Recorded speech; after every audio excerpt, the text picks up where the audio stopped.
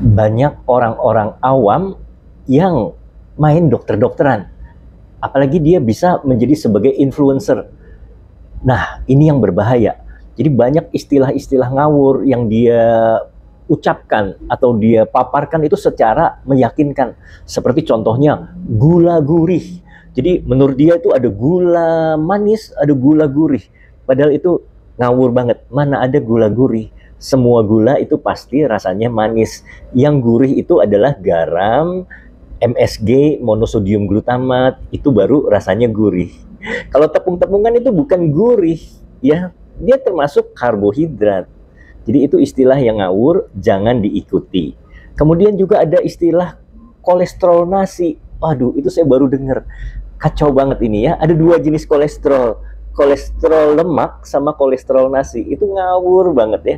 Ya mungkin yang dimaksud trigliserid. Tapi itu istilah yang tidak benar. Jangan diikuti. Kemudian kasus-kasus mengobati diri sendiri, ya, self diagnosis. Jadi kita Google di internet, kemudian kita beli obat di apotek. Hati-hati ya. Jadi banyak ada kasus pasien saya, dokter saya udah minum allopurinol tapi kaki saya tetap sakit. Loh, allopurinol tuh bukan sakit kaki, Pak. Tapi dia bilang, kan kalau sakit kaki dipencet sakit itu tandanya katanya asam uratnya tinggi. Nggak bener. Kalau asam urat di dalam darah ya kita harus periksa dulu terjadi hiperurisemia atau tidak. Kalau laki-laki di atas 7, wanita di atas 6. Nah, itu baru indikasi pengobatan allopurinol. Lagi pula hiperurisemia, peningkatan kadar asam urat tidak ada kaitannya dengan sakit kaki. Tidak ada kaitannya ya. Bahkan kalau terjadi penumpukan asam urat di sendi-sendi pun belum tentu asam urat dalam darahnya tinggi. Jadi tidak semudah itu ilmu kedokteran. Kemudian ada juga leher kaku. Dok, saya leher kaku, sudah minum simvastatin, sudah minum atorvastatin, kok nggak sembuh-sembuh. Nah, itu juga salah.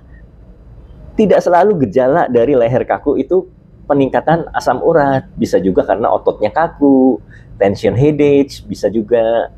Jadi itu semua jangan sampai kita melakukan self-diagnosis. Apalagi dengan parameter yang nggak benar, yang sangat subjektif sekali. Kemudian mungkin nggak sembuh-sembuh diganti ke apotek, apotekernya atau penjual asisten apotekernya bilang pakai Fenovibrat saja gitu. Itu tambah ngawur lagi. Jadi Fenovibrat itu memang mungkin ada beberapa dokter functional medicine yang sering meresepkan karena konsep mereka tuh yang penting trigliseridnya rendah. Nah, trigliserid ini sering disebut sebagai kolesterol nasi. Nah, itu istilah yang ngawur sekali. Jadi kita harus betul-betul memeriksa ya sesuai dengan dan memberikan pengobatan sesuai dengan indikasi. Kalau memang trigliseridnya tinggi, baru kita berikan golongan Fenovibrat. Dan itu pun harus dengan resep dokter, dalam pengawasan dokter, nggak main beli sendiri, mengobati diri sendiri, atau bahkan mengobati orang lain.